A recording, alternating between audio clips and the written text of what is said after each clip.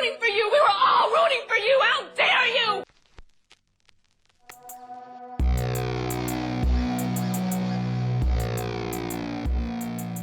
You're Next is a 2011 slasher movie directed by Adam Wingard, who also directed The Guest, the Blair Witch Project remake from a few years ago, and most recently Godzilla vs. Kong.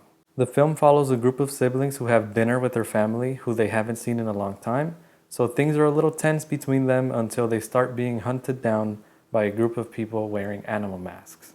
I decided to watch this movie after I read a few comments online about how this movie is an underrated gem and it's really fun. I even read a comment that said it was one of the best horror movies of the decade. And, well, I did like this movie. Don't get me wrong. I thought it was entertaining. I thought it was fun. But I wasn't blown away. When it comes to the slasher part of the film, I think the kills are really well done. I like the gore. I like the ruthlessness of the kills. That's all good to me, you know? Where the film falls apart for me is in the first 20 minutes of the movie. The first 20 minutes were extremely cliche for me. I could see who every character was based on their first sentence. Oh, this guy is an asshole. I bet he's gonna die. Oh, she really loves her boyfriend. I hope her boyfriend doesn't betray her somehow.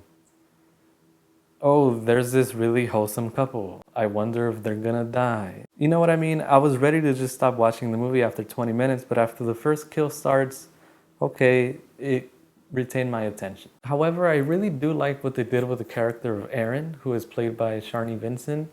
I get what they're trying to do with her, which is basically the inversion of the final girl movie trope. Like, yes, she is the last one standing at the end of the film, but she's not dumb like most final girls usually are. Erin is actually extremely smart, and not only that, but she was raised as a survivalist by her parents, so she's trained to kill and defend herself for survival. I thought that was cool. That was a cool twist. I did enjoy that. And she's the main character of the movie. She's on the movie poster and all that. So there's no issue there. She carries the whole movie. That was cool. However, it got me thinking, well, why was she raised as a survivalist anyway? It almost seems like this was just thrown in the story to justify how she's able to kill all these people, you know?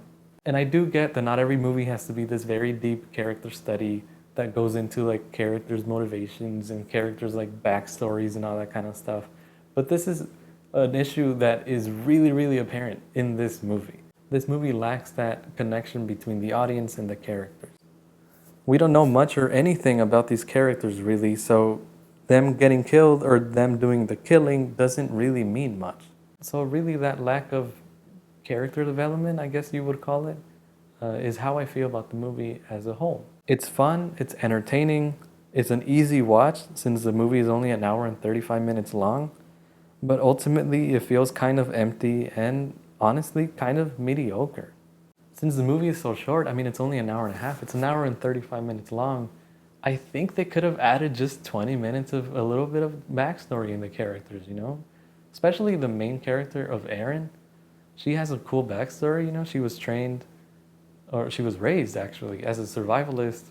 I would have liked to see why she was raised that way. Maybe get a flashback as to what she had to endure as a kid, you know, being raised that way.